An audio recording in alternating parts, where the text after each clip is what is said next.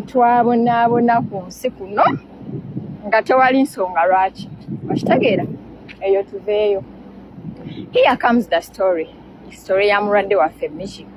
Wabula Katonda oyo akulamuza ekisa kyenyinza okugamba. Misho nali mu kiyumba e Jumeirah nze najja Dubai 2022.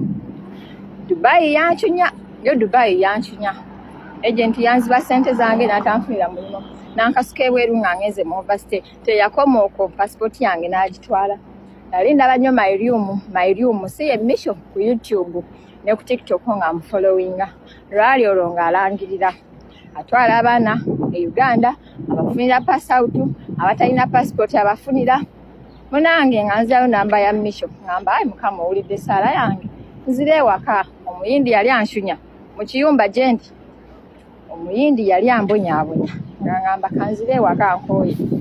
Munange nga nzirayo passport ya Misho nga nzirayo namba ya Misho ku kadivert ke nalaba nga njogera ne Misho naye nateeka ekifaananyi kya mukwano gwange ku DP nga mukwano gwange yeekuba ekifaananyi okuva wansi mu kiwato paka eno wansi, okuva gulu mu kiwato paka wansi nga yenna yateekako ebbina liri kuli weriti. Bwe nakyatinga omwami oyo yasooka kuŋŋamba gwali ku DP ne mugamba sinze.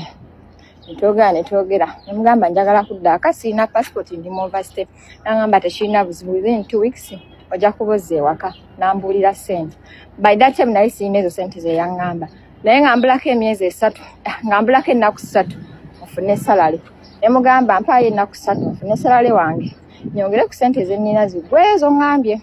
Azimanyi video enaamutuukako n'aŋŋamba kaali naye ennaku 3 ate lwali olwo nga ziweddeyo nga nfuna ssente nga mpa namba y'essimu nga nzimuteerako nga mugamba ssente ozirabye. Yasooka kwebuzaabuza ne musindikira receipt n'akkiriza nti azirabye. Wayitawo ennaku 3 omulwadde waffe nga tanziramu ne muteerayo message ne mugamba wange tutuuseewo okudda ewaka.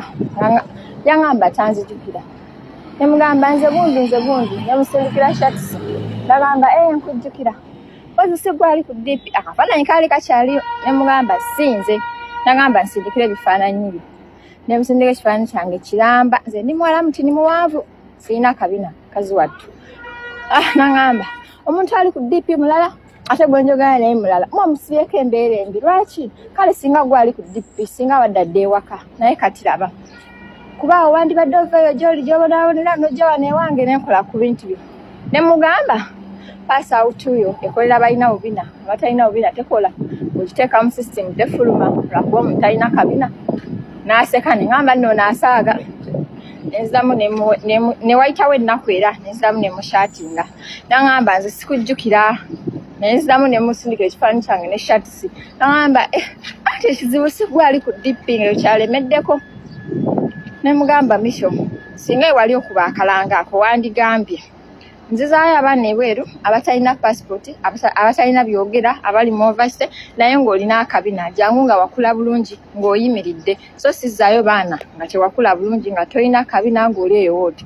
Ne tukitegeera ffe bawannaku tutajja mu kaboxiko naye we najja mu kaboxiko wambuuza gwali ku DP ne nkugamba sinze.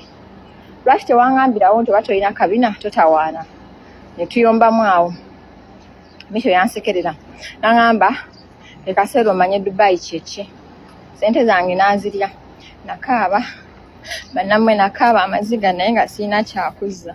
Nakaaba twali tugenze ebweru ne mukama wange ne njagala nve mu mmotoka nekasuka ebweru naye nga sobola giggulawo. Twali tukomawo mukama wange n'ambuuza obadde ki naye nga sobola munnyonnyola. Ne mugamba omwana wange afudde naye nga nali mmulimba kuba nze siina na mwana nga njagala mberekawo nkaaba amaziga ganzigwemu kasente kange nkaboneredde. Mukama wange n'aŋŋamba nkuwadde ennaku 3 nga tokola beera mulumye okaabira omwana wo. Bannamwe nakaaba ngamba naye Mukama ajja kukolako.